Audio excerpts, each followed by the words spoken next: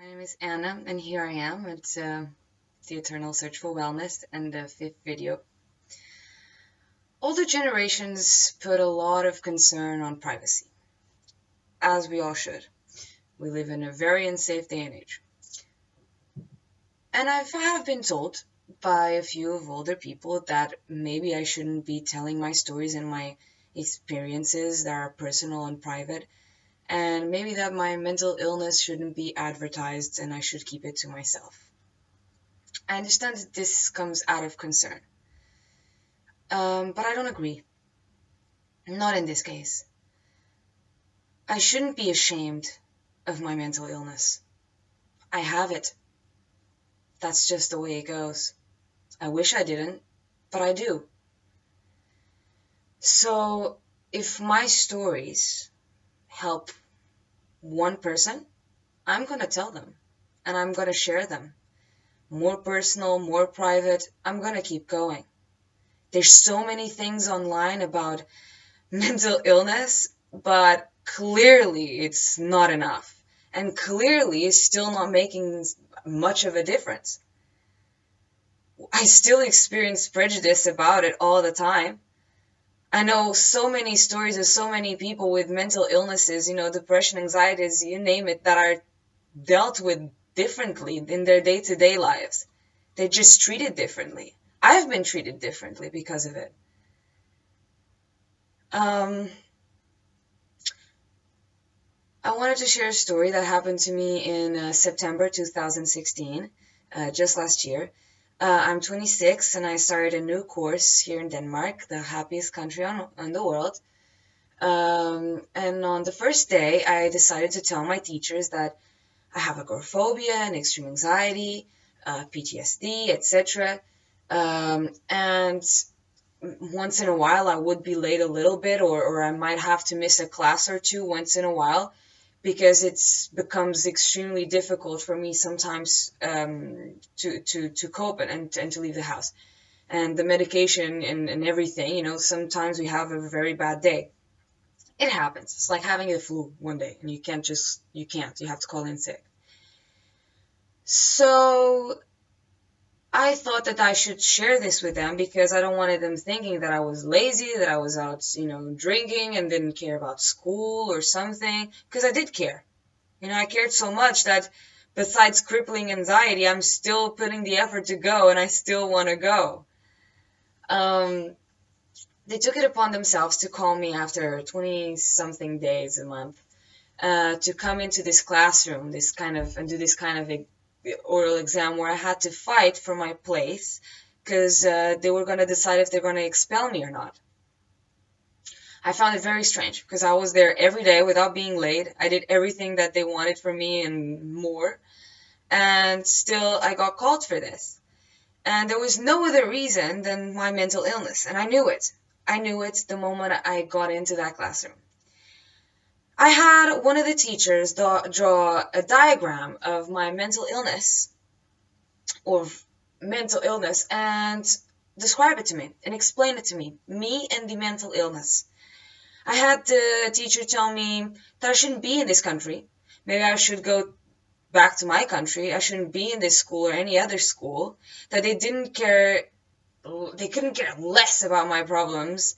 They wouldn't be happy in receiving any email concerning my medical issues or why I was missing school. Fair enough. They're teachers. They shouldn't be concerned about my personal life, I guess. But as a teacher's daughter, I find it very weird that you wouldn't care about your students' personal life. Never mind. So I had to sit there for 30 minutes of what I can only describe as bullying. Yes, it was bullying because I had to smile and fight to not be expelled of this course. And by the time I left that classroom, I cried all the way home. Well, I'm still here. I had good grades in my first semester and all that, so I did something good besides my mental illness. God knows the motivation changed. But this is one experience of prejudice that I suffered, towards my mental illness, and it's a story out of millions. Believe me, I've been through some very awkward situations in a lot of different places. I know people that went through horrible things like this, being pointed out, and, God knows if we have an emotion or if we have a bad day or a bit of a panic attack, we are drama queens. We are, oh dear Lord, what are you doing? Just get your shit together or something. You know what? We are very strong people, because a lot of us just put this really good mask on and we smile for you.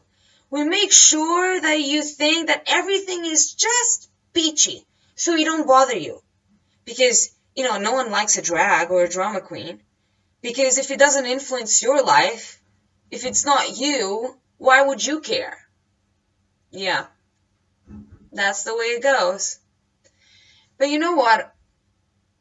I've been through a lot of stuff like this. I've been used, abused, God knows.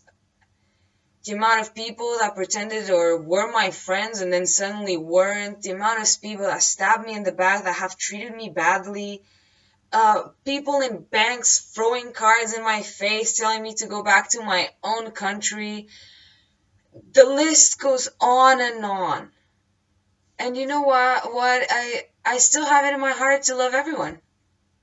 I have my anger moments, of indignation about this injustice, but the truth is, I'm still a softie, and I still believe in this crazy thing called empathy and compassion and kindness and love. I do. And I still go out of my way to help everyone I possibly can. I will open my house to you at 3 o'clock in the morning if you want to talk. I will answer the phone if you need me to. I will help you with anything you want. And if you knew me, if you truly knew me, you know that's true. God knows my boyfriend tells me all the time that I should stop it, because people just take advantage of it. But you know what I tell him?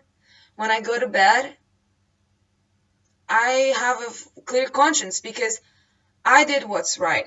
I loved. I gave the other cheek. I helped. If you want to abuse that, if you want to corrupt that feeling, that's your own problem. And it's just sad that, we have to hide our emotions, hide when we're having a bad moment, hide our thoughts and our feelings, and pretend that everything is okay, and we shouldn't share our personal thoughts and our feelings and this and that, because, we shouldn't be bothering anyone, or, I don't know, it's just, I just wanted to let you know that I'm not going to shut up, and I'm going to keep going. If I have 1 follower, no followers, 1 million followers, I don't care. And I'm going to be here. And I'm going to carry on what I think it's right. So, thank you for listening. Please like, share, help me spread the word, and reduce the stigma against mental illness. And love. Bye.